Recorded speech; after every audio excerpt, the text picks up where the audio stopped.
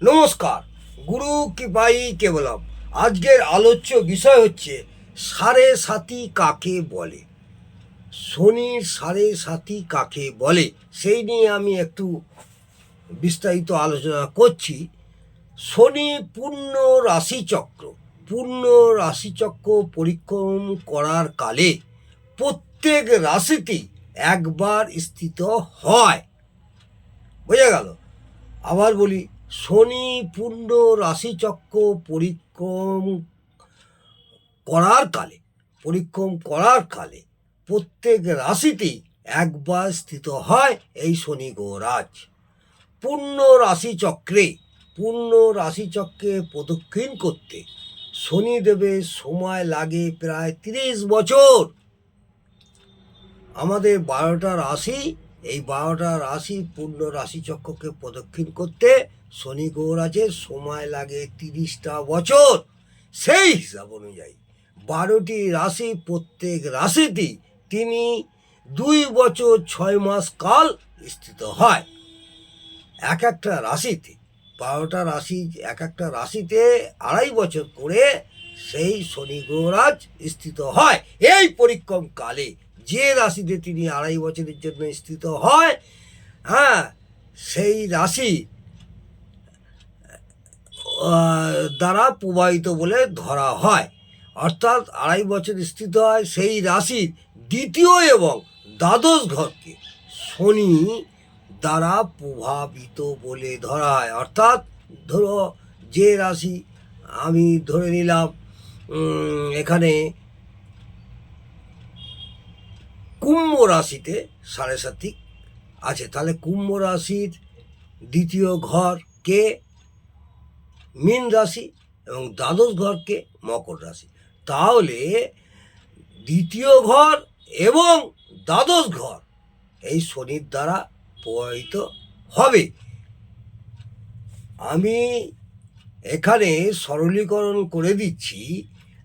এই যে আড়াই করে আমরা যে সাড়ে সাতি বলি, তাহলে তার সরলীকরণ করছি। শনি যখন গোচরে, শনিদেব যখন গোচরে, আপনাদের সরলীকরণ করছি কারণ আমাদের বোঝার সুবিধার জন্য। শনি যখন গোচরে মীন, মেষ এবং বৃষ রাশিতে, ধরে নিই গোচরে মীন, মেষ এবং বৃষ রাশিতে অবস্থান করে, তখন কিন্তু মেষ রাশি জাতকের উপর সাড়ে সাতির প্রভাব পড়ে।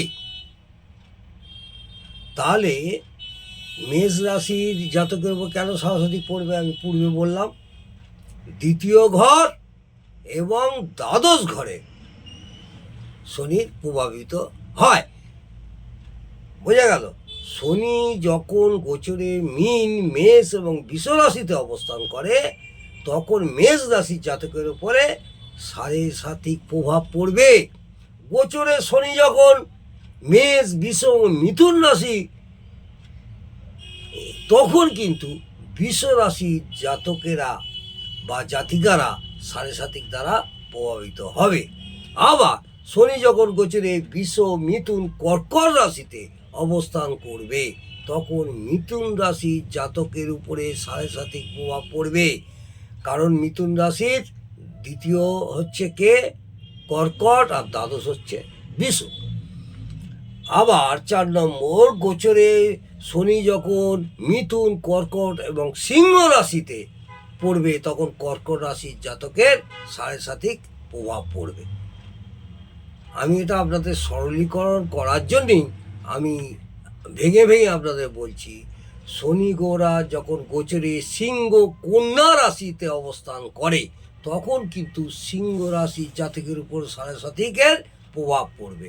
আবার সিংহ, কন্যা, তুলা রাশির উপরে শনি যখন গোচর করবে, সিংহ, কন্যা, তুলার উপরে যখন গোচর করবে, তখন কন্যা রাশির জাতক বা জাতিকার উপরে সাড়ে সাতিক প্রভাব পড়বে।